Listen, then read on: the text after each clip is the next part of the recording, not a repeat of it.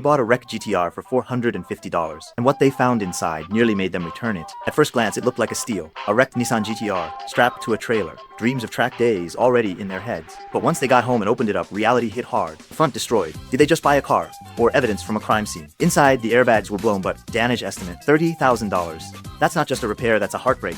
Most people would have walked away, but not these two. They dropped $800 on tools, hit up the salvage yard, and got to work. Then came GTR, a flood-damaged body, perfect for transplant. They reinforced the frame, swapped parts like surgeons, and sprayed it Nardo gray. By the end, it wasn't just fixed, it was reborn.